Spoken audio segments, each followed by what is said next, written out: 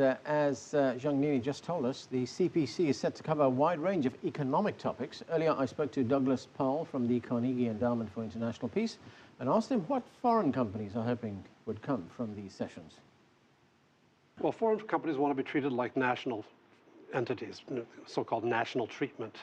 The Chinese agreed to that in our bilateral investment treaty talks during the summer this past year.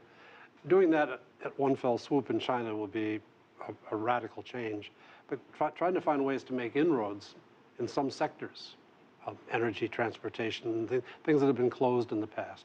You know, Chinese firms have been buying into American energy firms, but American firms can't do the reverse. We'd like to see what we call national treatment, equal treatment in these areas, and that would be not just for the U.S., but for other international players.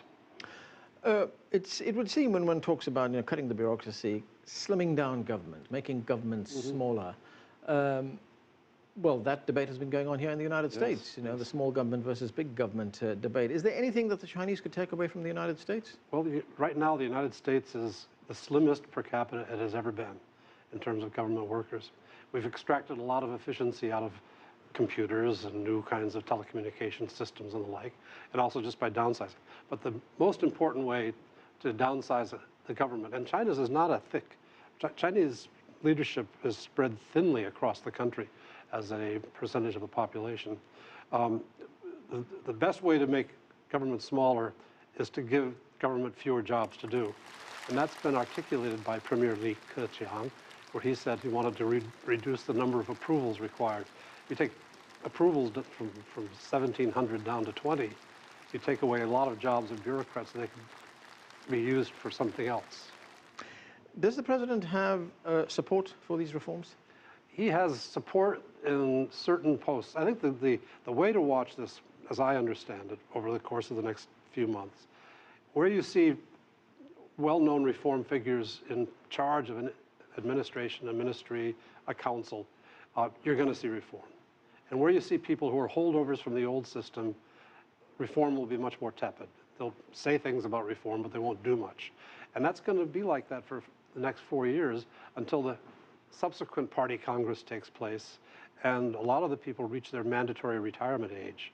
And then Xi will be in a freer position to appoint people to do what he wants, assuming that he would like to appoint more reformers.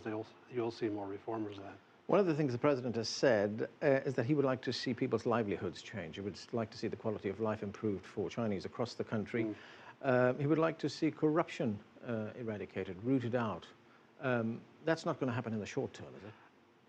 Pervasive corruption is hard to root out in the short term, but I have to say, what he has done since Wang Qishan was put in charge of corruption investigation and the leadership last fall has been eye-opening. It's been remarkable, the high positions occupied by people who are now under investigation or under arrest. That pervasive corruption is really being challenged in a serious way. Will it be eradicated soon? No, that's a tough call. Okay. But the messages coming from Beijing are clean your act up. Looking at it from the United States, what will the United States be looking for at this session that's going to we're involved in a bilateral investment treaty, and we're looking for things that improve the circumstances that will get us to where American firms can get into financial services, energy, transportation, which have been forbidden to us before, telecommunications as well, because American firms compete well. We'll be looking for intellectual property protections for our technologies that are deployed in China in factories and in consumer products. And those will be high on our list. Douglas Paal of the Carnegie Endowment, thanks for joining us.